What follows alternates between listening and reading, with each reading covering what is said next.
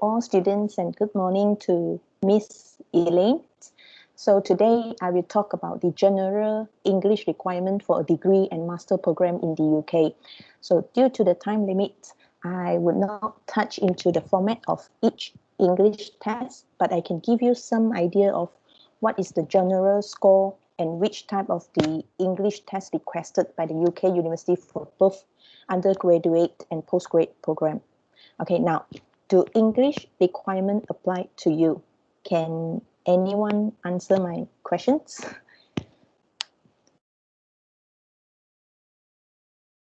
Okay, the answer is yes. It is applied to all international students who wish to study in the UK. So again, as we know, English is one of the mandatory criteria or requirements by UK university.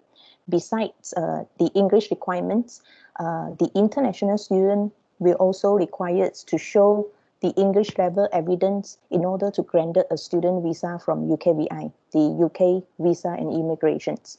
So the proficiency level required are various according to the institution, such as college or university, and also the nature of the courses.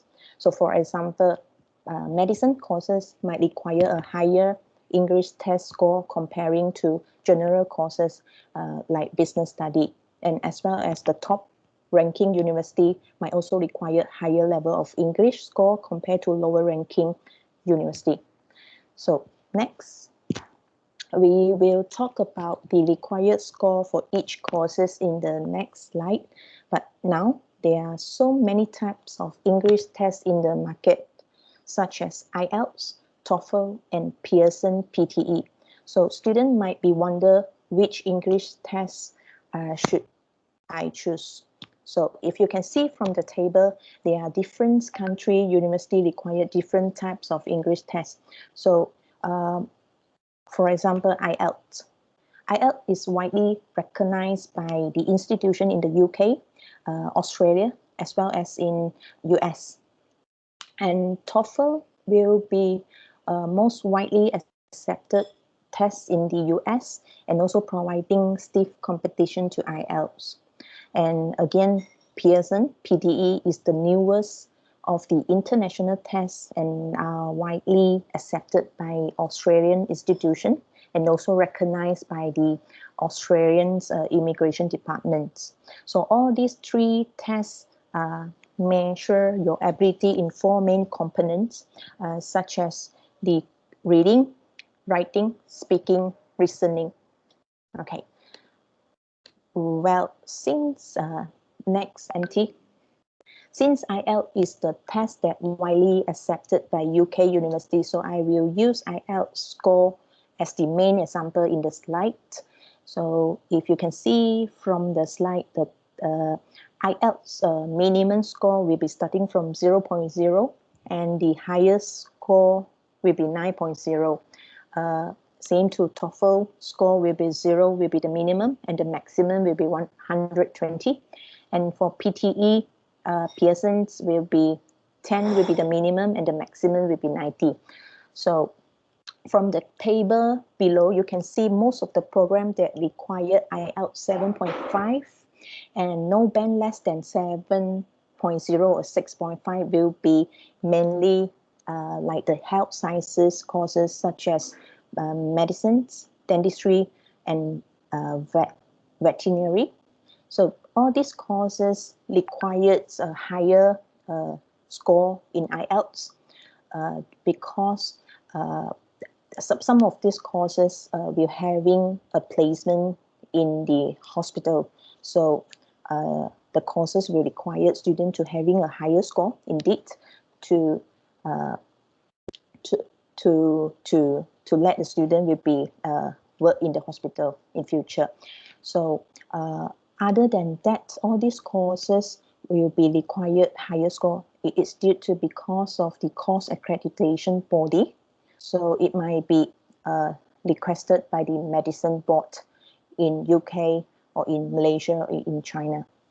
So again, if you see on the table, you can see other health sciences programs such as pharmacy, physiotherapy, nutrition, syntactics, they're required slightly lower. The Ielts will be 7.0 overall with a minimum of 6.5 in each skills. And there are some other general courses will be Ielts 6.0 overall with a minimum of 5.5 as for the English requirements. That is for UG program, undergraduate degree program. For master program, that might be required a little bit slightly higher compared to undergraduate degree program. So if you refer to the IELTS score and TOEFL and the Pearson score listed in the table, it is actually an example from one of the top UK university. It's from King's College London. Okay, so if you are submitting an application to UK university before taking any English test, the university usually will indicate the English test score that they require in the offer letter as conditions. So, PTVL is a registration center for IELTS and also PTE testing. So we can assist students with IELTS and PTE registration and help you to find the most suitable English test for your needs. So do contact your PTVL consultants to require the English test information like their formats, their fees, example. So without any delay, I will now pass the section to Miss Elaine. That's all from my part. Thank you. Thank you so much, Maple. Yeah. It was really nice to hear the interesting information and hear about IELTS, which is something that we're focusing on more in these sessions because, as Maple said, the UK universities tend to require IELTS. So we focus more on IELTS. So we will continue with our focus on the listening and speaking that we've been doing over the last few sessions. And I want to think about how you can bring some of your skills to share with your colleagues. If you would like to talk, we have been working on thinking about speaking and speaking to a group of people. And that's something that we discussed on Tuesday. And if you feel that you would like to talk to the group and share your ideas for speaking, I think that would be fantastic practice. It's a really great opportunity to practice speaking your English in a situation where you're not being tested or judged, you're just sharing your skills with other people who might benefit from that because they might feel, if that student can do it, well, so can I. So if you feel you can do that, it would be great. And I would suggest that you message me in the chat box to let me know if you would like to. We're not going to do the speaking to begin with. We'll do that towards the end of the class. So I know I've already spoken to a couple of students on email about it. If you still feel you would like to do that, let me know. But if you feel today it's not quite your thing, that's fine as well. So to begin with, we're going to have a look at listening skills, and then we'll come back to the speaking shortly. One thing I want to focus on particularly today is the use of plurals and being able to hear plurals when you are listening to the IELTS listening exam. And it's really important because this is a test of your English knowledge. So you need to be able to know about the context of the sentence. You need to be able to judge what the vocabulary is and the grammar to enable you to distinguish between singular and plural. If I just share my slides with you, it will hopefully become a little more clear. And tab. Okay,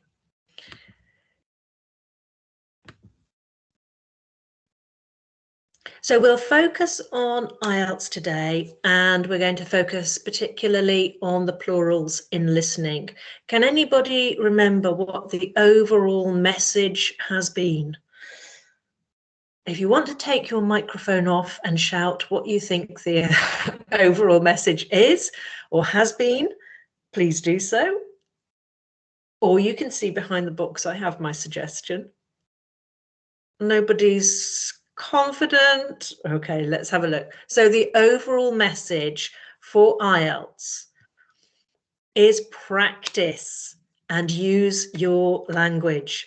That is the most important thing you can do. So the best thing you can do to improve your speaking is to speak. The best thing you can do to improve your listening is to listen to as much as you can. And you will have heard Maple talking about the different requirements for your IELTS score, according to what subjects you might want to study, or according to which university you might want to study in. You don't want to miss out on an opportunity because you haven't done the practice. The practice is the key to improving your language, and you must use it as much as you can. Because if you want to study to be a doctor, as Maple said, you need a high IELTS score. That's for you to get into the university. But if you're a doctor, what do you want to do? You want to help people. The only way you can help people is by listening and understanding exactly what they are saying to you, so that you can reply using accurate language to give them the help that they need. So it's really important for you to take that responsibility and to be independent and focus on yourself and your own IELTS score and improve as much as you can. So moving on to listening for plural sounds, it's a really important aspect of your IELTS listening assessment, and it's how you will gain marks if you can do the following things. So yesterday we had, at the end of the session, we had a listening practice which included some of these aspects. And it was interesting to see how some of you did in that assessment. I was just using that for my own insight. So you weren't aware that I was having a look at what your suggestions were, but it helped me to see where you can improve. So don't forget, this exam, this assessment, IELTS, is a test of your English knowledge. So number one, we can see there, your vocabulary knowledge.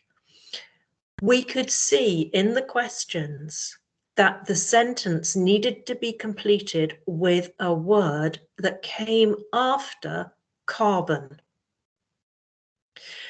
We could know already, if we have good vocabulary knowledge, we could already predict that footprint might be the correct answer there. We don't know until we listen, but if we've got good vocabulary knowledge, we can predict that's a strong possibility. We also need to look at the context and the grammar. So when we looked at our sentence completion yesterday, I asked you what Alok Sharma wanted to see, and the answer was ambitious new targets. And you could see that in that question, I wasn't asking for an ambitious new target. So look at the information you've got. Think about the clues that are there already. If you have an article in the sentence like an, then you know that the information coming after that will probably be singular. If you don't have an article like an or a, then it's quite likely that it will be plural or general amounts like ambitious new targets. You also need to be able to recognize joined up sounds and contractions. So when you are listening, you might hear somebody say, "That's so important." Your knowledge that the sentence should be, "That is so important," will help you to recognize that apostrophe S is that is. So when you're listening, you can't see that there's an apostrophe S. And we often run the same sound into the next word. So if the word ends with a letter and the next word begins with the same letter, they become the same sound. So instead of me saying, "That is so important," I might say, "That's so important." And it sounds like that so important. That's where your knowledge of English is tested. And that's where you will get marks for getting that correct. You can't do all this just on the day and think about all this. You need to practice. You need to be familiar with the language. That's why you need to practice. Numbers and plurals. Again, we're thinking about currency, and we're thinking about addresses, and we're thinking about house numbers and mobile phone numbers and so on. So numbers and plurals, again, that's important for you to think about. Are we thinking about just completing the number, or are we going to put the currency in as well? Look to see if you've got that pound sign or that dollar sign. You don't need to put the currency if you have it. However, you do need to know how it's used. So we need to be careful with amounts. So do I say 6 million pounds, or do I say 6 million pounds? The plural is the currency. The number is a large number, but we don't put S on the end. So if we say 20,000, we say 20,000, no S, and then we might say pounds, dollars, and so on. So the dollars, the pounds, the euros, those are the plurals. And again, this is something that you need to become accustomed to by practice. Finally, countable, uncountable. Again, this is what is being tested in the listening exam. So if we were thinking about our holidays, we looked at the picture with the suitcases, didn't we? Again, we need to be careful here. Luggage, baggage is uncountable. Suitcases, backpacks, bags are all countable. So we can say, I've got 3 bags, I've got 2 suitcases, but we can't say, I've got 2 luggages or I've got 2 baggages. And that's the same for lots of words that I'm sure you've looked at and studied in your English classes, but it's using it that is so much more important in the assessment. So often in the classroom, when I work with students and we look at countable, uncountable, which I'm sure you did many years ago, we have practice exercises, we practice it, we recognize it, we complete it. Everybody does very well. However, when we come to use it, we're not doing the same thing repetitively over and over again. Complete the sentence. Is it countable, non-countable. We're talking, we're thinking about the subject, we're thinking about the language, the grammar, the countable, uncountable. There's lots to think about. So we need to be ready, accustomed, familiar with that language. So if we're talking about getting some information about a train, we might talk about timetables with an S on the end, but we will not talk about informations with an S on the end because we can't count information. We can count pieces of information.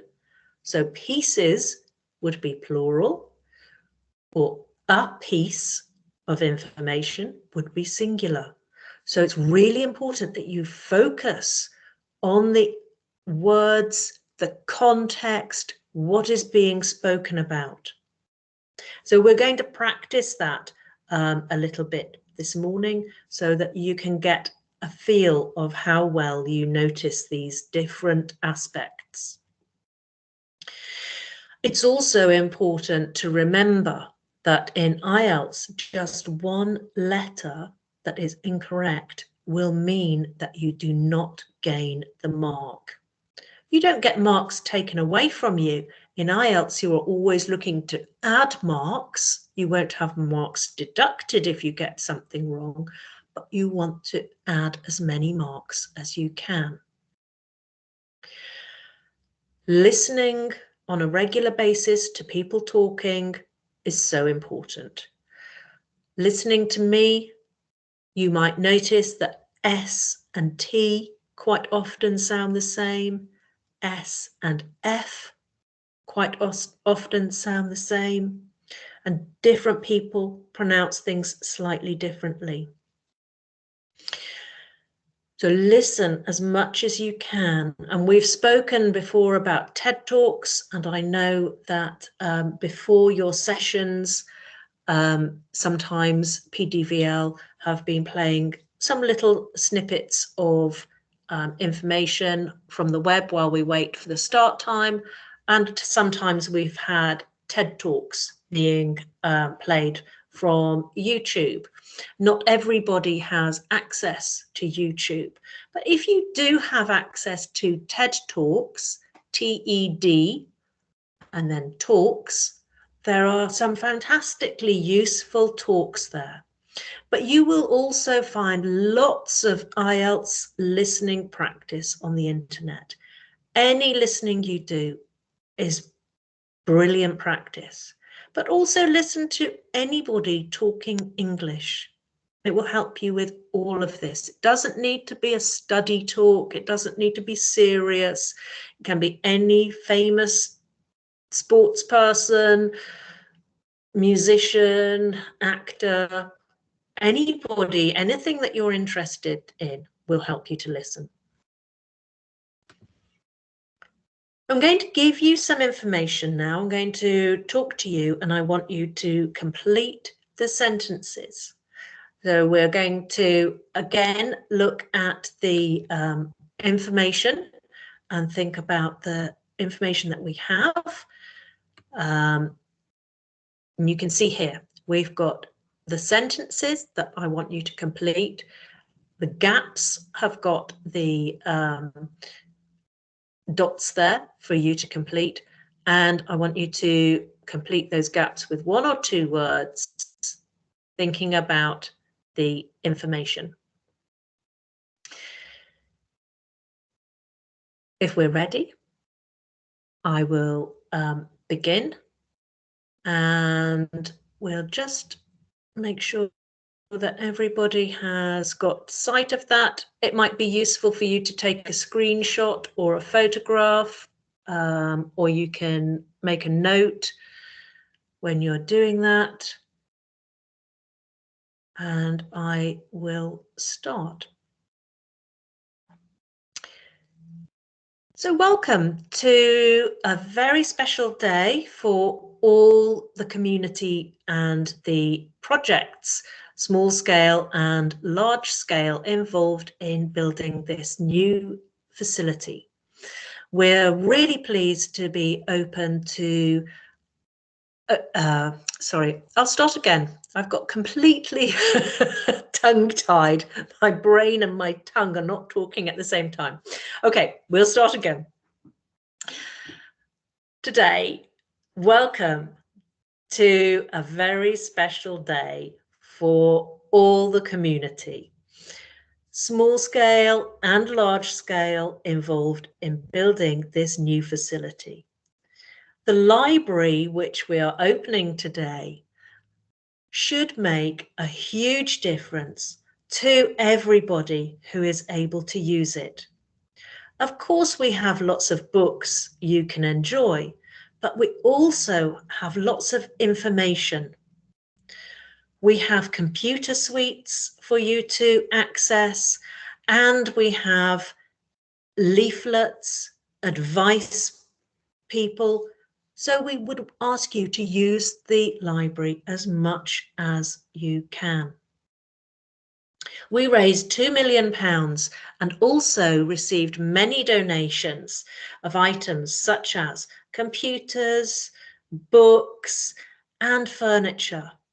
It's really important for us to be able to have the kind of furniture that people find comfortable so they can sit to read their books, but also we need to have specialist furniture for computers and desks.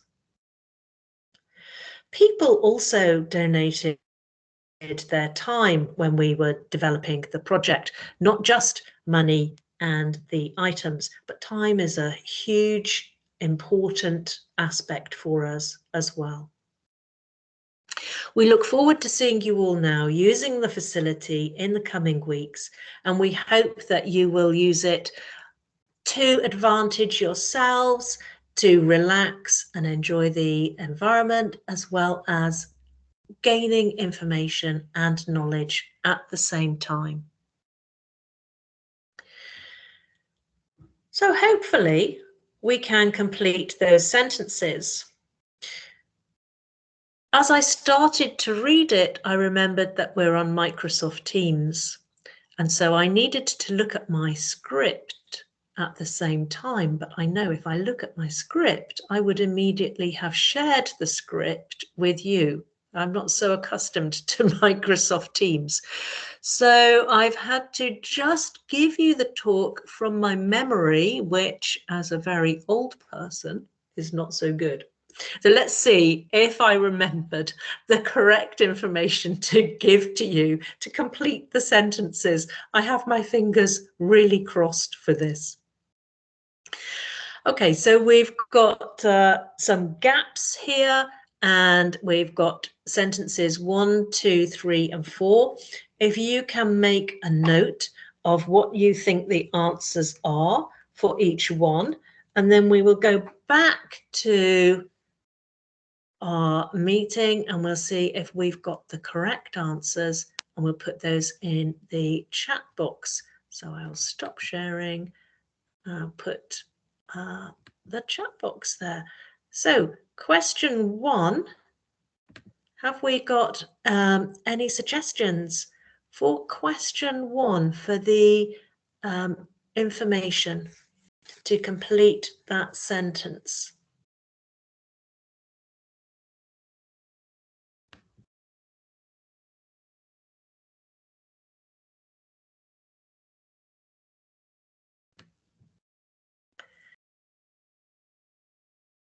No suggestions? Oh yes, welcome to and community. Excellent, well done. So we've got welcome to and community. Good work there. And question 2, any suggestions that we might have?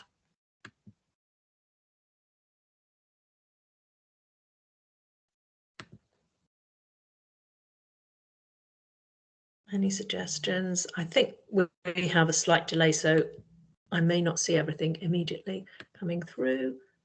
To information, good. So if you've got information with no S on the end, excellent work. That's brilliant.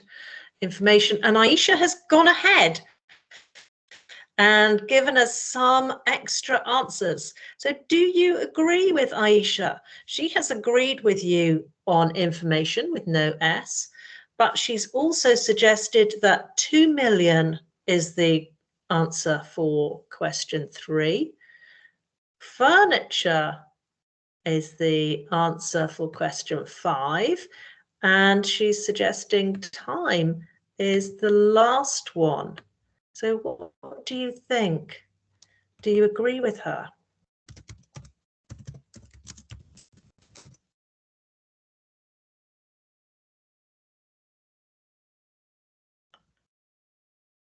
I think we've got slightly different numbering there. So number 5, I think number 4 has got 2 answers, hasn't it? So I think you're quite possibly right, Aisha, with that suggestion for time, but it's part of number 4 as well.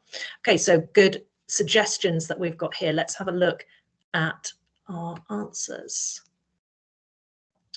So we can see, oh, I need to share. I can see it, you can't see it.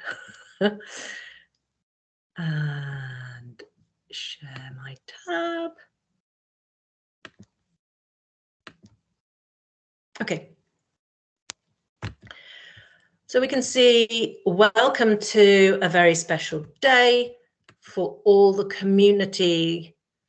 And you put community, I think, didn't you? And I think I said community. I think because my memory was not so good, I think you're quite right. I've just checked, and I did say community. So for all the community.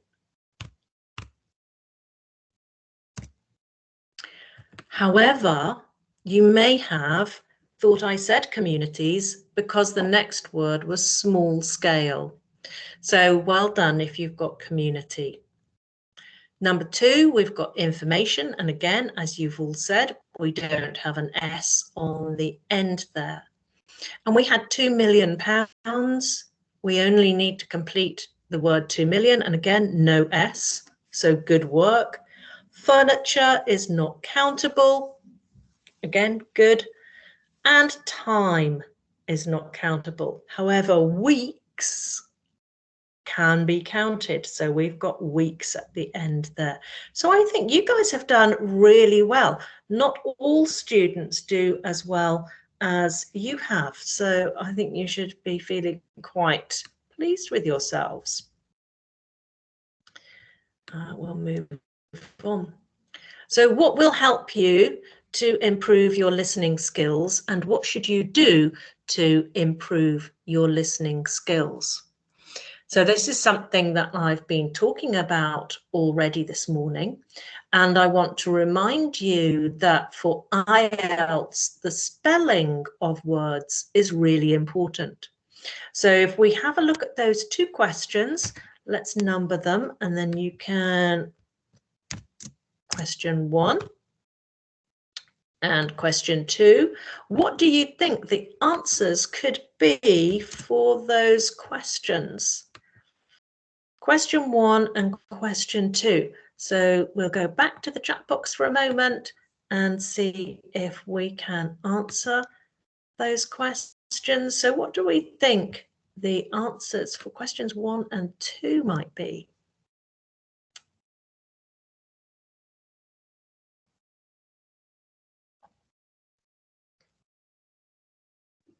Or just question 1, or just question 2, if you're not entirely sure. Doesn't matter. Focus, good suggestion. Yes, you do need to focus. So what will help you improve? Focus will help you improve. What should you do? You should focus. Quite right. Shireen, well done. Good suggestion. Practice. So Jayden, is that the answer for 1 or 2 or 1 and 2? What do you think?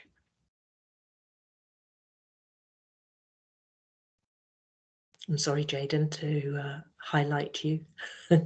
Maybe both, maybe. And I think your suggestion of maybe is very important. Let's have a look why.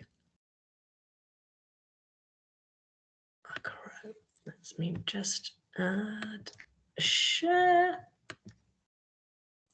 So maybe both, maybe not. I think if you were talking to me, you could say practice is the answer for both.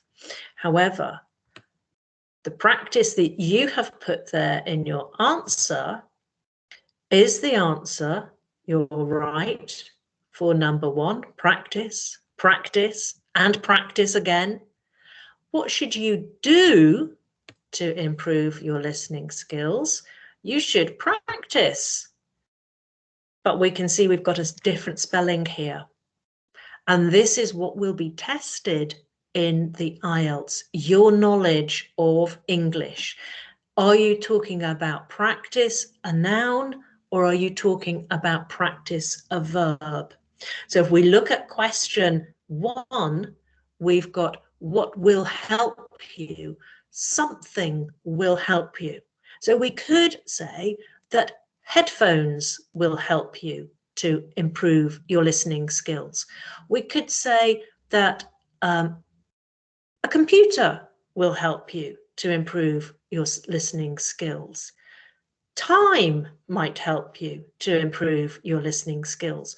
They are all nouns. And if we talk about practice, we need to talk about practice as a noun.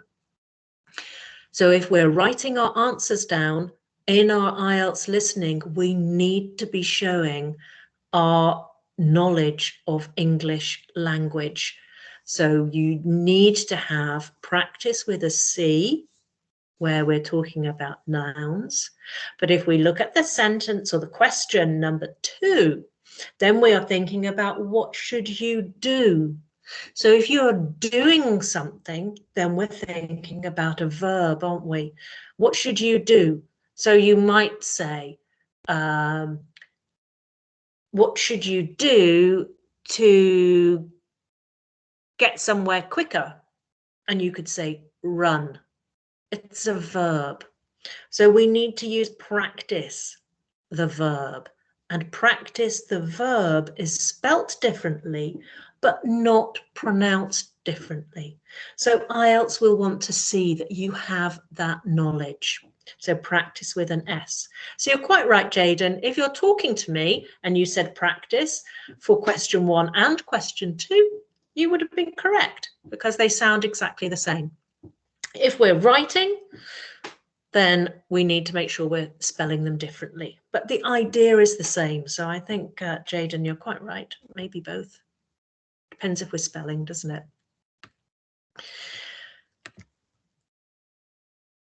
So if we have a look at a sentence that might help us to remember, I will practice the practice exercises. So I will do something, and the practice exercises will be the noun. So we could say, I will do the tasks. I will do, verb, practice, or tasks, noun. So try and remember that, because that or something similar is likely to come up in the exams. So it's useful for your writing exam, and it's useful for your listening exam, and it's useful for your reading exam, because again, if you have written the wrong version, then you won't get the mark for the correct answer. So these are the small things which make all the difference to your Ielts score. Just those small things, you just get a mark here and a mark there and another mark here and another mark there. Really important. And as Maple mentioned at the beginning, when you're doing your Ielts exam, you will be required to have an overall score. However, you will also get an individual score for each skill. And as Maple said, you need to have your overall score and a particular level in every skill. So it might be you need to have a 6.5 overall, but none of your skills should be lower than a 6. So how can you get a 6 but get a 6.5 overall? That's because one of or two of your other scores would be higher than 6.5. So it's really important to get as many marks in each skill as you can. These are some of the ways that you might be able to just gain a few more marks. So we're going to have an extended listening practice. We'll think about a new kind of bank. We'll have a look at the questions, and then we're going to think about the possible answers. So a new kind of bank and some questions. Let's have a look at the questions that you might have. And I've lost my questions for a moment. Let me just stop sharing that a moment.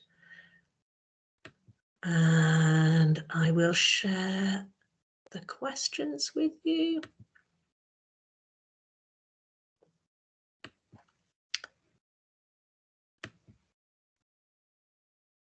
Here they are.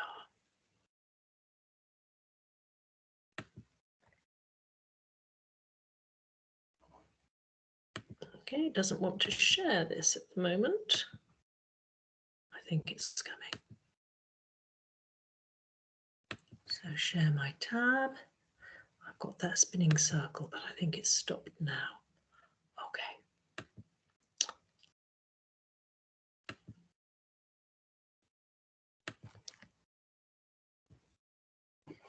So we've got some questions here, and let's have a look at these questions and think about what the answers could be before we complete the listening task.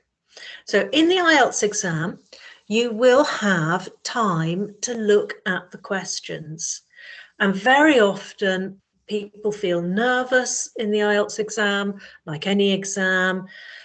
When we feel nervous, we have adrenaline, we do everything quickly. So we might look at these questions, or write 10 questions. Okay, Dave, Bank of Dave. Right, okay, and Charities and bank, and all right, okay, yeah. I've read the questions.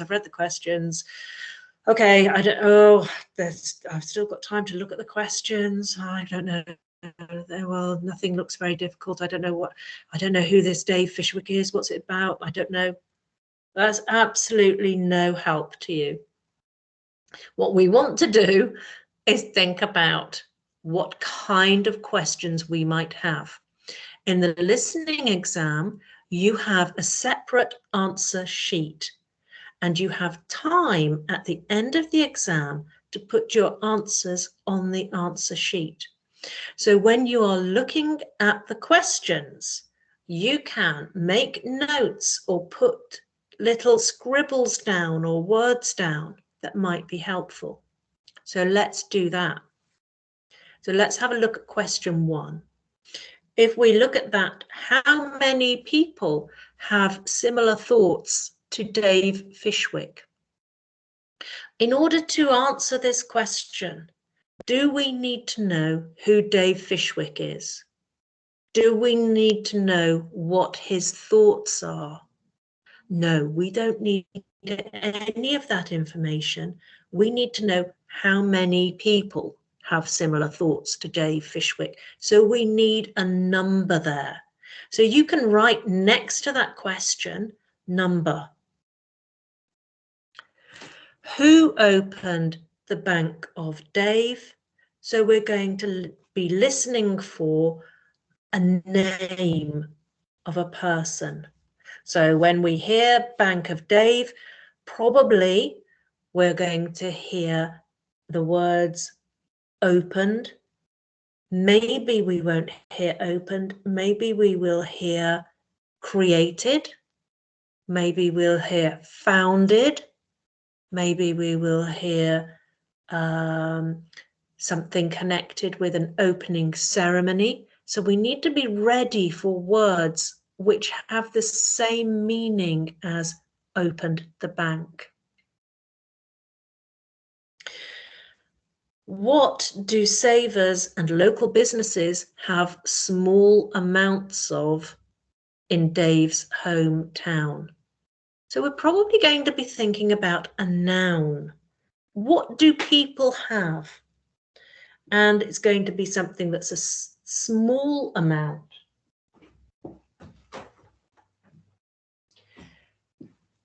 We're looking for a noun, and we're looking for a noun that's connected with something small in Dave's hometown. So it may not be the same in other places. How much interest do pensioners earn on money they lend to the bank? So again, we're thinking about how much interest. When we talk about interest, what do we often think about? We think it might be a number, but it might also be a percentage. If we're talking about interest, often we say if we're lending money or borrowing money, we might think about 10%, 5%, 2%, 1.75%. So we're probably going to think about a percentage and a number. So you might put next to number 4, question mark, number, percentage. What do charities receive from the bank? We just need to listen for that. We have no idea.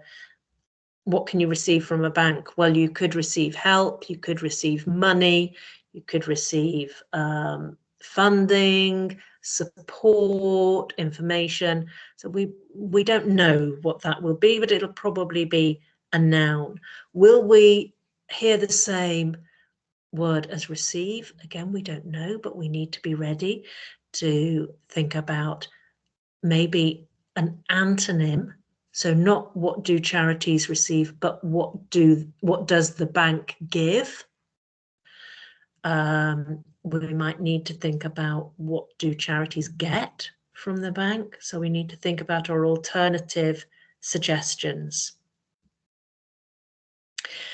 Number 6, we're looking at how long. So how long did it take Dave Fishwick to decide he could run his own bank? We're thinking about a time, aren't we? We're going to think about numbers, maybe months, days, years, weeks. So we're going to think of a time and a kind of time. When did he open the bank? That's probably going to be some kind of date or year. It might not be 9:30 in the morning. It might be maybe April 2002, something like that. So we need to be ready for a date, and we also need to think about how we record dates and times in English, British English. So remember, we talked about that yesterday.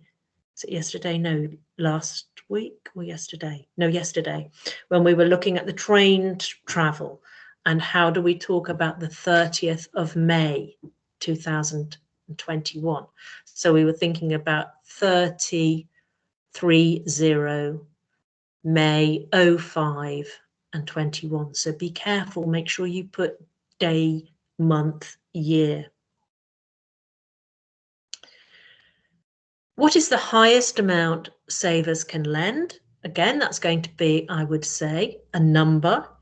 Be careful with lend and borrow. The differences between lend and borrow are very clear, and you need to know the difference. Often international students are better with that than British students. But if you lend, you give something. If you borrow, you take something. What is Gary's job? Well, we don't know who Gary is. We certainly don't know his job. That's what we've got to listen for. But we need to be ready to hear about Gary. When we hear Gary, we will hear the job.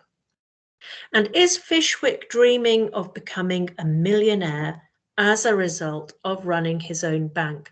Probably we would all say yes. If I had my own bank, I would like to be a millionaire. But let's see what's in the listening exam or the listening task. So what I would like you to do is to take a screenshot or take a photograph of those 10 questions and then have a look at them or while you are listening. And maybe you can make a note of the answers on your phone, on a piece of paper, in your memory. Think about the answers, okay? Because I'm going to stop sharing the questions. So you need to have a record of the questions so we can share the answers. So if you've got a photograph or a screenshot, that's brilliant. I think you guys are probably much quicker at doing that kind of thing than I am. So I will stop sharing that now and we will listen. I'm not going to put my camera on. I'm just going to keep my camera off so that you can focus on just listening. Okay.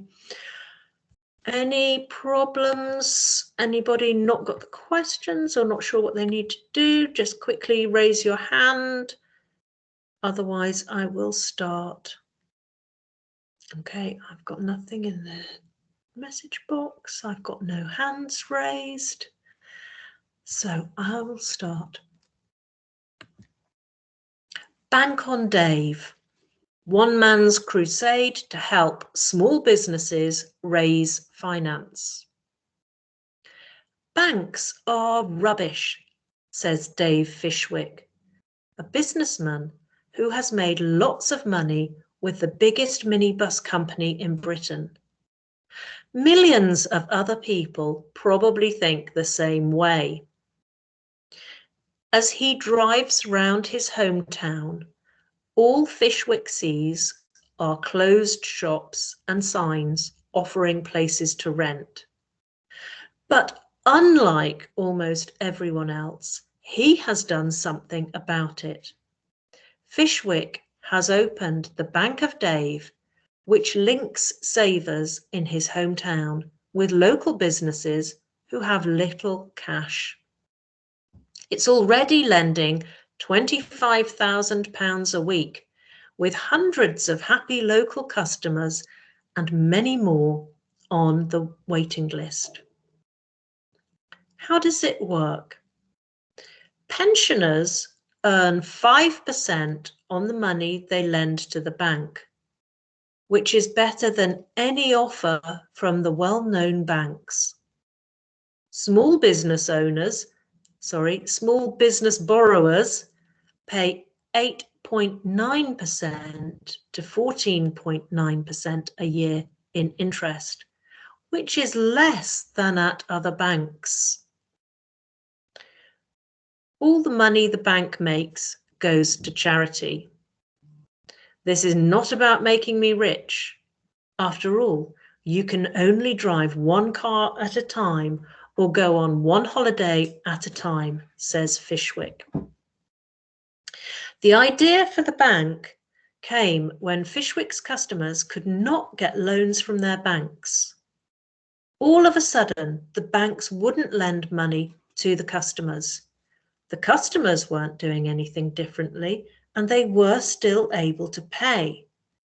It was the banks that were having problems. So Fishwick started lending his own cash to his customers, and after 6 months, he decided that running a bank really couldn't be that difficult. He opened for business in September 2011. So how did he do it? Well, he rented a shop for under £100 a week, and he gave his time for free, as did local people who helped him paint the shop.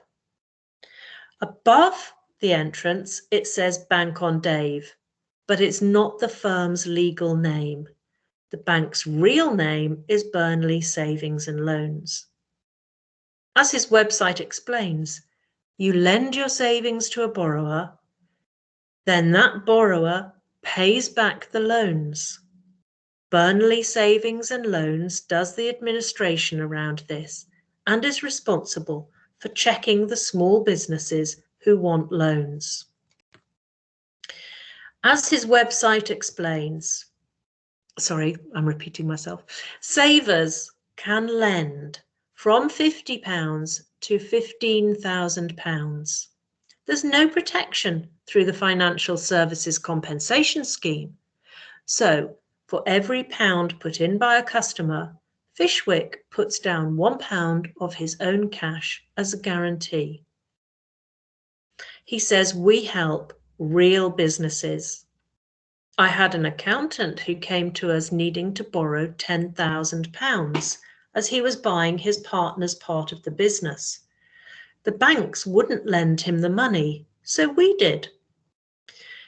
If a local accountant can't borrow from a bank, how will Mark the builder or Gary the plumber be able to? This is not about trying to be bigger than the banks or about putting money into my pockets. Someone somewhere has to take the first step.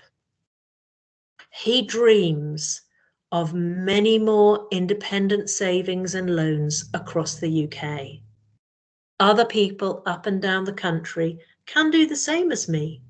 We could have something like Burnley Savings and Loans in every community.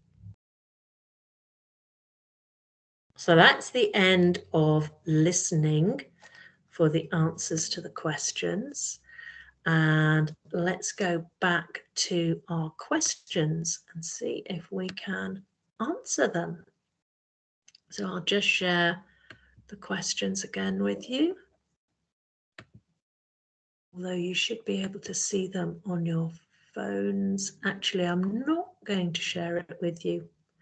We'll just have a look at the answers in the chat box. So let's have a look at the answers that we might have. What do we think for question number 1? How many people have similar thoughts to Dave Fishwick? And what was the answer? What do you think the answer was? Anybody got the answer there? Millions, great. And we do want the S there, don't we? We want the S on the end of millions, as Vincent has put, because we're not saying 2 million, 10 million, which is a specific number. We are saying millions. We don't know how many. So when we're talking in general, we often have the S on the end of a word like millions. Well done there. And the next question we've got, number 2, who opened the Bank of Dave? Any suggestions there?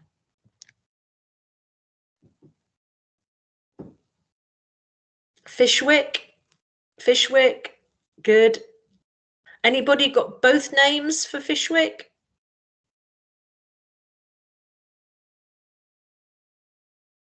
Fishwick is the family name, and it's a very unusual name, and it's a very strange spelling. However, I can see you have the spelling correct because it's given to you in the question. If you were going to put both names, it would be Dave. Thank you, Dave Fishwick. Excellent. We've got a couple of their suggestions there. So I should just remember it's fine for the chat box, but in Ielts exams, you would need to put your capital letters at the beginning of names, but it's fine for us. I know who you're talking about, and I'm not testing you, but Ielts might be. So make sure that is correct. You don't need to apologize. I know when we're typing on phones and things, it's completely different, so it's not a problem. So number 3 rather, what do savers and local businesses have small amounts of in Dave's hometown? And they didn't mention in the talk, it wasn't mentioned as small amounts. It was a different word. Cash, good. And they talked about little cash or little money. So cash, well done, Vincent. Good answer there. Number 4, how much interest do pensioners earn on money that they lend to the bank? And we needed to be careful there. There was a lot of information with percentages and so on, but we've got a suggestion there of 5%, and you're quite right. 5% is correct. You could have percent written in letters as you have done, or you could put the percentage sign. Either would be absolutely fine. So our next question, we've got question number 5. What do charities receive from the bank? What do we think? What do charities receive from the bank? And again, we didn't have exactly the same words. And we had receive after we heard the words that contained the answers. So when you were listening, you might have heard me say, all the money the bank makes goes to charity. So the answer for number 5 would have been money or all the money. Or you could have put profits. Profits are what we call money that is made by a business. I'll just put that into the chat box. So if you've put profits or all the money or money or money made, any of those answers would have been right. So if that's what you were thinking about, well done. So our next question, how long did it take Dave Fishwick to decide that he could run his own bank? Oh, money, Han, thank you. This is the trouble, isn't it, with the chat box? We have a little bit of a delay. So well done, Han. Thank you for putting that in. We've got 6 months, 6 months. Let's listen to what we heard. Let me see if I can find it. Yeah, Fishwick started lending his own cash to his customers. After 6 months, he decided that running a bank couldn't be that difficult. So again, we have to be ready to hear slightly different wording and understand that it means the same as the question. So you're quite right, 6 months is the answer, but it doesn't use the same words in the speaking script as it does in the question. So these are the things that you need to practice your listening for, so that you get used to hearing different words but understanding the same meaning. And when did he open the bank? We were looking for a date there, weren't we? Or a record of time. So it might have been 10 years ago, or it might have been a date. What have we got? It wasn't 10 years ago that I was looking for. Anybody hear that? Actually, just reminding myself of the date, it was about 10 years ago. Anybody got it exactly? September 2011, or you've got the 9th month, 2011. Well done. Good answers. 3 months ago. Have we got anything here that mentions 3 months? I'm not sure. Not to worry, Vincent. You've done very well with the other questions. So good. September 2011, if you had those answers, well done. And what is the highest amount savers can lend? So if you are saving money with the bank, you can lend it. You give the money to the bank and it can be used to lend to other people who need to borrow money for a short time. And then you can get your money back afterwards. We've got 2 possibilities here, 15,000, 25,000, 15,000. And what do we think? Savers can lend from £50 to 15,000. We had a mention of some other amounts after that, but £15,000 is the maximum. So well done if you had 15,000. Jaden, you were right with it being thousands. And what is Gary's job? Anybody get Gary's job? And this one is again a test of your knowledge of different jobs and the spelling of those jobs. Plumber. Well done, Vincent. You heard plumber. Does anybody know what a plumber is?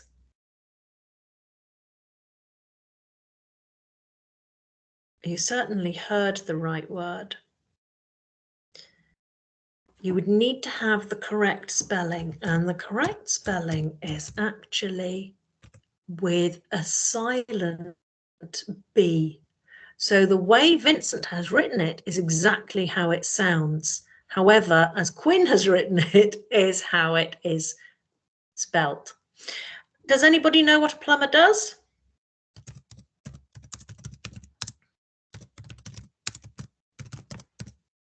Fixing pipes. Yes, well done, Jaden.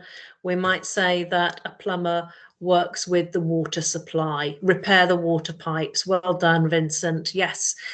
So again, we're thinking about kinds of jobs. It might be that if you're talking in Ielts, you might talk about what is your dream job. You might talk about what your dream job is, but you might also talk about other things that are not your dream job and why they're not. So you might say, I would love to work as a vet with animals. I like to work with animals, but I don't want to do anything which is very practical because I'm not very good with fixing things. So for example, I wouldn't be a very good plumber because I'm not very good at fixing and mending things.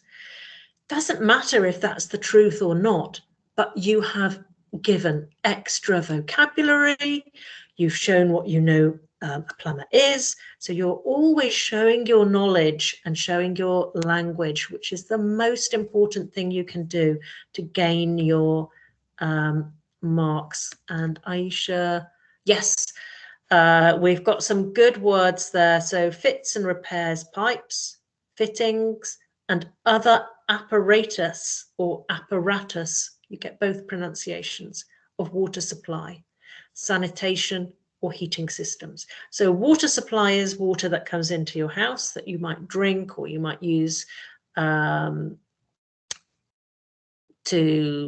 wash your dishes. Sanitation is connected with toilets and baths and showers.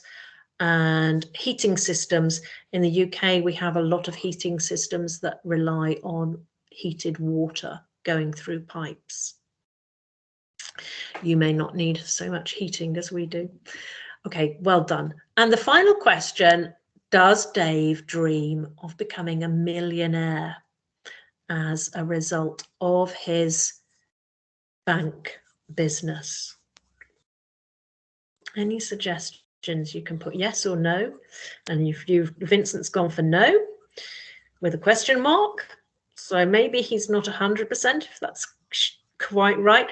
It wasn't used in exactly the same wording in the listening, and that's because as we go through, the questions get a little more tricky because, as we've spoken about before, the easier questions are at the beginning with people, for people who may not have as much experience of English. And then as we go further through the exam, it's for more advanced listeners. So Vincent has suggested no, nobody else has suggested anything. You could have a go. You've got a 50-50 chance. Yes, no, doesn't matter. Let's have a listen.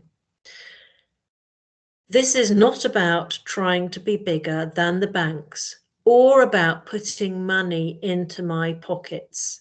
Someone somewhere has to take the first step, says Fishwick. He dreams of many more independent savings and loans across the UK. So we've got two pieces of information there.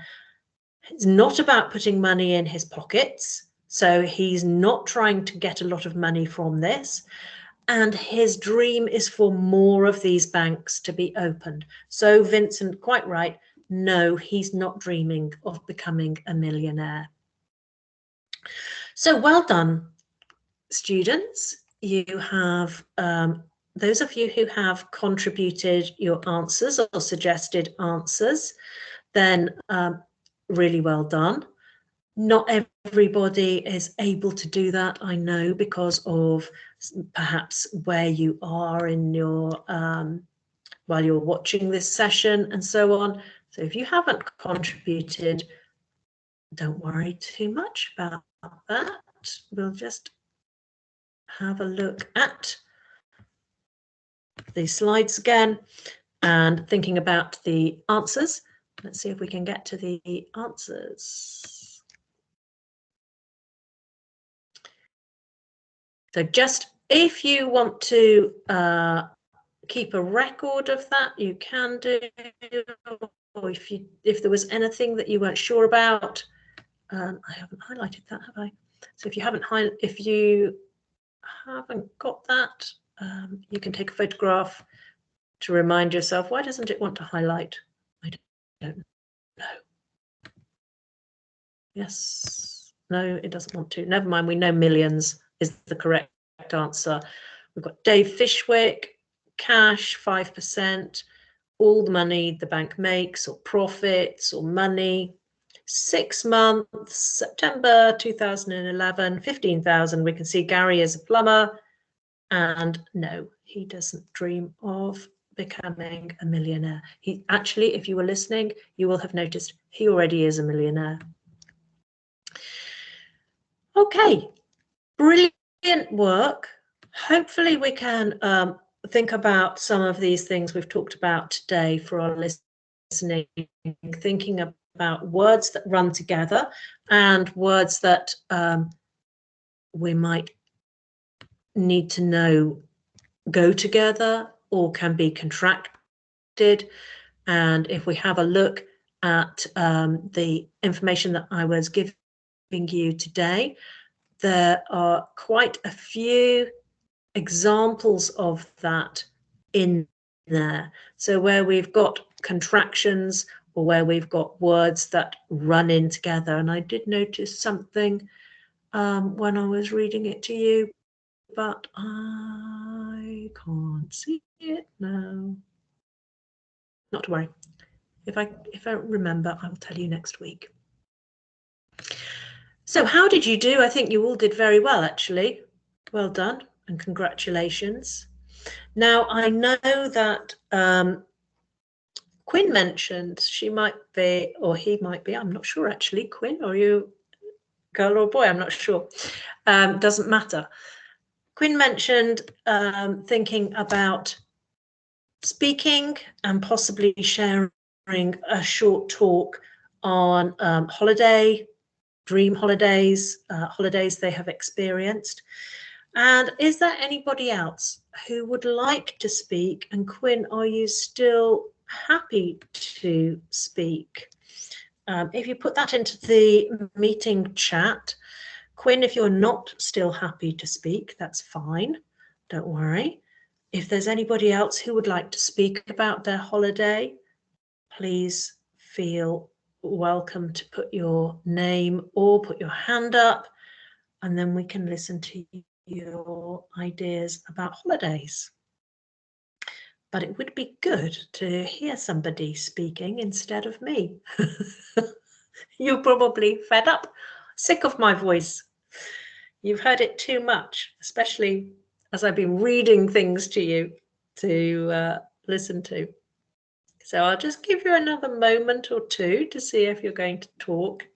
Otherwise, I've had a couple of emails, so I might discuss what was in the emails about possible holiday talks, because there were some really good points in there. Thank you. Yes, you can feel free to unmute yourself. Absolutely. Please do.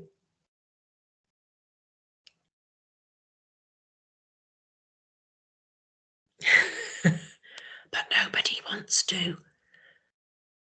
This is the problem, I think, sometimes with listening, because we feel really exposed and we don't always like speaking to other people in our own language.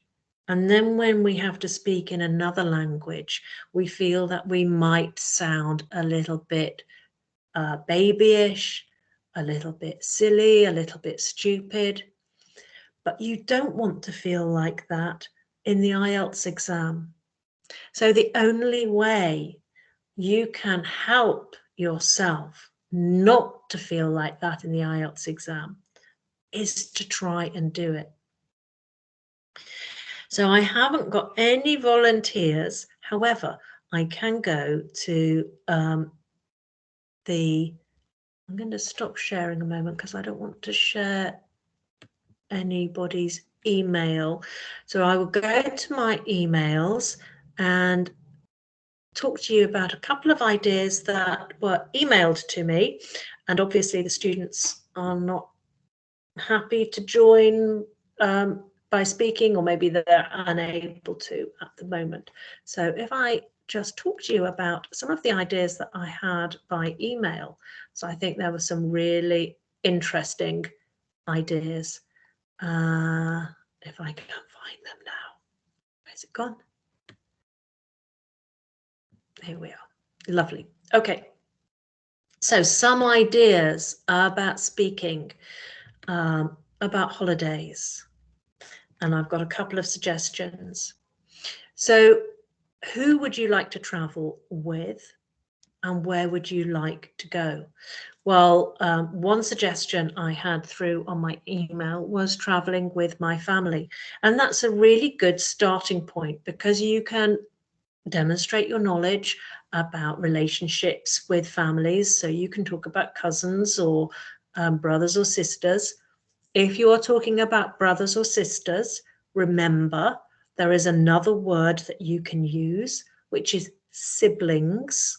I'll put that into the meeting chat because that's a good word to use. And siblings is not male or female. Siblings is just brothers and sisters. Doesn't denote whether it's male or female. So you can say, I have 4 siblings, 3 brothers and 1 sister. That's so much better than saying I've got 3 brothers and a sister. You're already introducing that more advanced word. So when you're learning English, we start off with brothers and sisters, don't we? But to advance your vocabulary, siblings is a good one. So traveling with family, introduce your knowledge, show your knowledge of vocabulary about your family. And then we've got, I would like to go to a European country because I've never been there. So European countries, you've again got scope for describing using geographical vocabulary. So if you're traveling to European countries, you get some warm countries and hot countries. You get some very cold countries. You have mountains with snow for skiing. You have beaches where you can relax and chill. You have lakes where you can swim. Some countries in Europe have no coast. Some countries in Europe have some coast. Some countries in Europe are islands, like Britain. So there are lots of different words and vocabulary that you can use if you're talking about Europe. Even if you can't think of the names of the countries, you can talk about them generally and think about mountains, rivers, lakes, beaches, countryside, snow, and so on. Also, we've got traveling to a European country on holiday. I've never been there, but I would like to go to a European university. So again, then you can start to talk about some countries use English a lot more widely in Europe than others. So you may or may not know, but in countries like Germany and the Netherlands or Holland, most of their university education is in English, even for the people who live in that country. So you can talk a little bit more about that. Also, the student has put that they would like to go to a European country because they heard about Europe from a friend. So then you can use your past tense to talk about what you heard from your friend and what they did. They shared their experiences. So you can talk about some of those experiences using the past tense. And we've got some examples of countries. So we've already got just a really simple part of a plan. I'd like to go to a European country with my family because I haven't been, I've heard about it, and I would like to go to university there. All of those can be expanded. So if you're using a mind map or a plan, you've got lots of topic headings that you can add information underneath. Also, I've got some information here about talking about my first time visiting a foreign country and why I went there to take part in a competition. So again, if you want to talk about holidays, you can say you've already had your dream holiday. You had your dream holiday when you went to this place. So it could be a theme park in another country. It could be a theme park in your own country. It could be a historical place. It could be anywhere. You could say, actually, I've had my dream holiday. I always wanted to go to wherever it is. And I went 3 years ago, and I did, and I visited, and all your past tenses.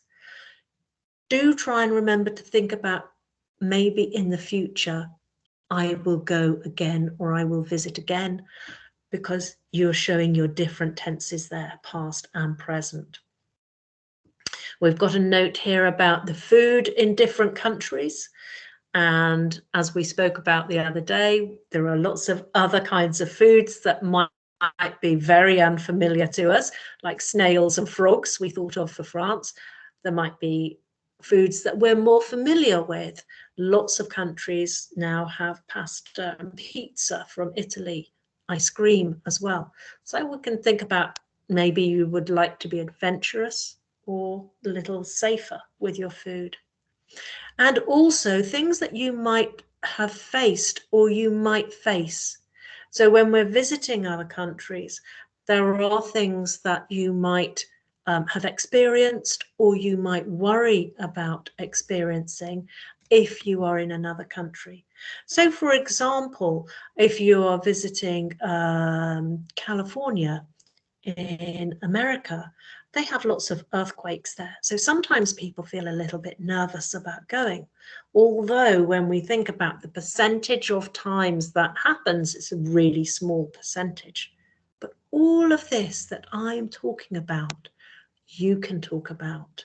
I haven't talked about anything which has been really amazing. So we could talk about volcanoes. We could talk about going to Japan and thinking about earthquakes, volcanoes, and eruptions. So if you're talking about volcanoes, volcanoes erupt, not explode. So we want to show that we know the associated vocabulary. So you can think about going somewhere being a fantastic opportunity, something you want to do, but it also has some worries as well. So you could be worried about natural disasters like earthquakes. You could be worried about some of the cultural traditions that you might not feel familiar with, that might worry you because you don't want to upset anybody by doing the wrong thing. So for example, for people in the UK, they worry about going to countries where chopsticks are used to eat, because most people in the UK are not very comfortable with chopsticks. But they also feel they don't want to do the wrong thing in that country. So they might worry about it a little bit. We often worry about the language, don't we, and the language barriers. So if you heard me talking about some of the points you emailed to me, thank you very much for emailing those points. And I think they would have been really useful for the other students. We've also talked about some of the countable and uncountable language associated with holidays, haven't we? With luggage and so on. And we want to think about all those kinds of words that we can use to demonstrate our knowledge. So when we're talking about, for example, our family, we can say, using, or rather avoiding repetition, but still giving the same information more than once, we can say, I have 5 siblings, 2 brothers, 3 sisters. So that's the same information twice, but using different vocabulary. If we're talking about going on holiday, we can talk about, I always take too much luggage. I usually take 3 suitcases. We're showing our knowledge of countable and uncountable, and we're giving the same kind of information more than once, but avoiding the same words. So we're showing our language. So that's really important to remember. Just having a look at the chat box. I haven't got any chats. Oh, yes, Quinn has put up her hand. I'm sorry, Quinn, it's only just come up, but your hand is up. Did you just put it up now, or has it been up for a while? I'm not sure. Quinn, would you like to put a message or unmute yourself?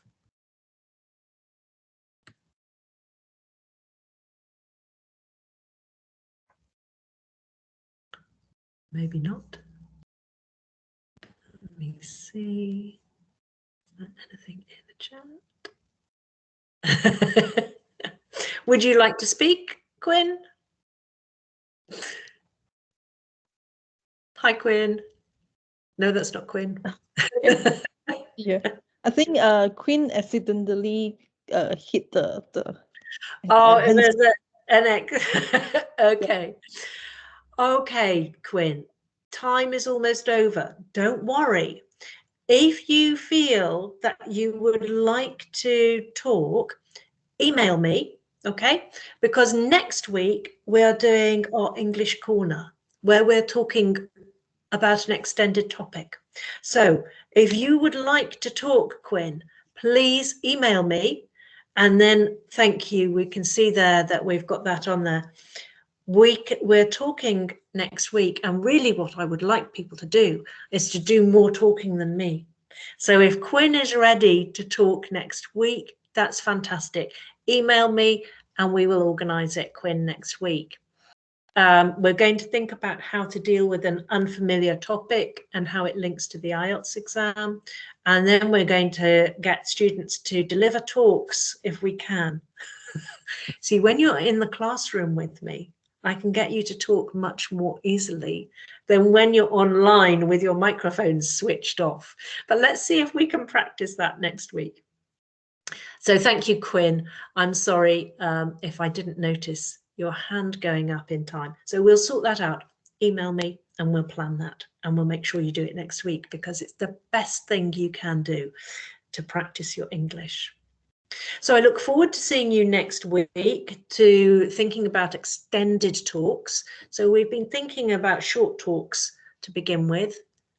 So far, next week we'll think about talking a longer and maybe having a discussion as well.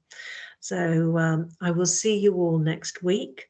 Have a great weekend. I will see you on Wednesday, first day of December. So in the UK, everybody will be going Christmas crazy. So I will see you next week. Take care. Have a good weekend. Bye. Thank you, Elaine, for the whole section 1 to section number 5 until today. Today is the last session for part 1. Next week we'll be having the second part, that will be the extended practice for speaking and listening. So for students already registered for part 1, if you are not yet registered for part 2, do feel free to in touch with PDVL, any of the consultants. Then we'll send you the link. That will be using different links to access to the meeting room. If you already register for the part 2, we'll send you the link later on. So I think thank you everyone to taking part for the whole sections, the whole part number 1.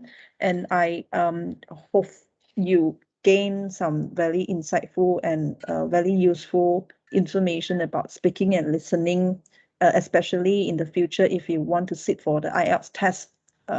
So I hope it is very useful for you. And we're looking forward to see you in part 2. Thank you, everyone. Good evening. Bye. Bye-bye.